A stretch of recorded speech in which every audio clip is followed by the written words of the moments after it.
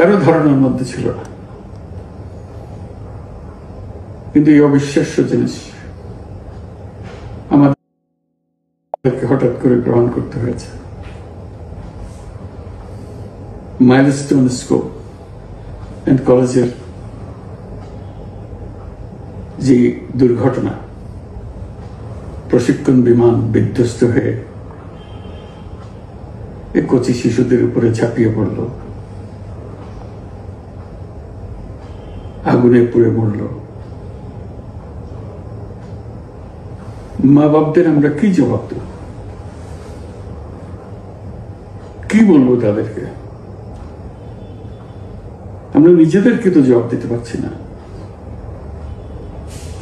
অজানা শিশুদের মুখ সবার চোখে ভেসে উঠছে। সারা জাতি হতভম্ব, বাক্রুদ্ধ, শোকাহত বললে খুব কম বলা হবে। এই দুর্ঘটনার রেশ এখনো কাটেনি। এখনো লাশ আসছে হাসপাতালে, এখনো হাসপাতালে মারা যাচ্ছে। মা বাবা এখনো খোঁজ নিচ্ছে আমার সন্তান কোথায়, তাকে আর কোনোদিন চেনা যাবে কিনা।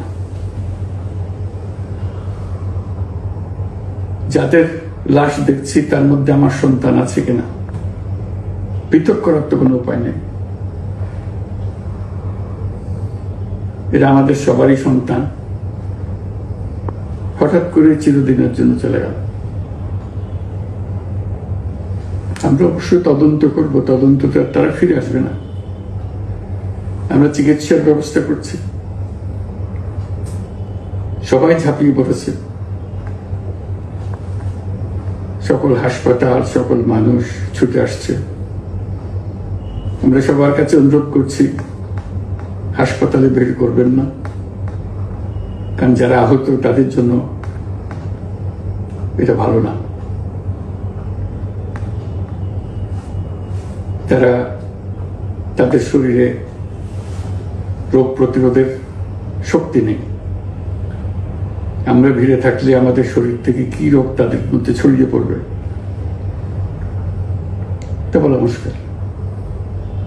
কাজে দূরে থেকে দোয়া করেন সবাই। আমরা বাবা মা আত্মীয় স্বজন সবার কাছে আমাদের সহানুভূতি জানাচ্ছি। বাংলাদেশের যত সন্তান আছে সবাই আপনাদের সন্তান। আমরা নিজেদের মনকে সান্ত্বনা দেওয়ার চেষ্টা করুন। আমরা সবাই নিজেদের মনে সান্ত্বনা দিচ্ছি, কিন্তু আপনাদের সান্ত্বনা বিরাট ব্যাপার। আমরা সবাই আপনাদের সঙ্গে আছি, জাতির সমস্ত লোক আপনাদের সঙ্গে আছে। আমরা তাদের জন্য শোক দিবস ঘোষণা করেছি। আগামীকাল শোক দিবস। আমরা সবাই মিলে তাদের কথা স্মরণ করব, তাদের আত্মার শান্তি কামনা করব। আজকে থেকে সবাই তাদের আত্মার জন্য, তাদের রুহের জন্য মাগফিরাত কামনা করব। আল্লাহ আপনাদেরকে শান্তি দিন। আমাদের জাতির সবাইকে, যারা এই দুর্ঘটনায় বিধ্বস্ত, সবাইকে আল্লাহ শান্তি দেন। তাদের জন্য দেশবাসী সবাই আমরা দোয়া করছি। আল্লাহ শিশুদের জান্নাতবাসী করুন।